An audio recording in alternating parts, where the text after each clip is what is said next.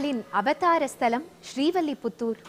இந்த திவ்ய தேசத்தின் ஸ்தல புராணம் இதோ உங்களுக்காக.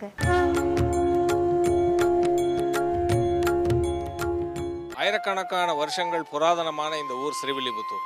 ஆயிரக்கணக்கான வருஷங்களுக்கு முன்னால் இந்த இடத்திலே சிறிய ராஜாக்களான வில்லி மற்றும் கண்டன் என்ற 2 ராஜாக்கள் வேட்டையாடுவதற்கு இங்கு வந்திருந்தார்கள். வேட்டையாட வந்த பொழுது கண்டன் என்கின்ற அந்த சிற்றரசனை ஒரு புலி கொன்றுவிட்டது. அப்பொழுது அந்த வில்லி என்கின்ற மற்றொரு அரசன் இங்கே இதே ஊரிலே இளைப்பாறி இருக்கிறான்.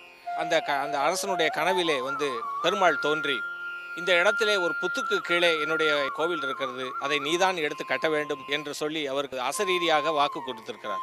சொப்பனம் முடிந்ததும் விழித்து எழுந்து பெருமாள் சொன்னது போலவே புத்து இருக்கின்ற இடத்தை பார்த்த பொழுது அந்த புத்துக்குள்ளே கோவில் இருந்தது. அந்த பெருமாளை எடுத்து கோவிலாக வைத்து கோவில் கட்டி, அந்த கோவில் தான் இந்த ஸ்ரீ ஆண்டாள் திருக்கோவில். புத்துக்குள் இருந்து கோவில் கட்டப்பட்டதனால் புத்தூர் என்றும், கட்டியது வில்லி என்ற அரசன் என்பதனால் வில்லிபுத்தூர் என்று பெயர் வந்தது. ஸ்ரீ என்கின்ற பதம் லட்சுமி பிராட்டியை குறிப்பது. அந்த பூமி பிராட்டியே நேராக அவதரித்த ஸ்தலம் இந்த ஸ்ரீவில்லிபுத்தூர். ஆண்டாளினுடைய சன்னதிக்கு பக்கத்திலேயே கண்ணாடி மாளிகை என்று ஒன்று உள்ளது. அந்த கண்ணாடி மாளிகை மிகவும் பிரசித்தி பெற்றது.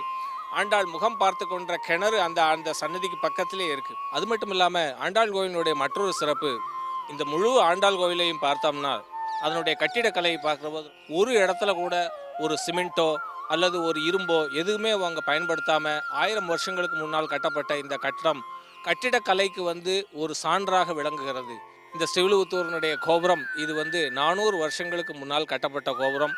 பாண்டிய அரசை சேர்ந்த ஸ்ரீ வல்லப பாண்டியன் என்ற மன்னனால் கட்டப்பட்டுள்ளது.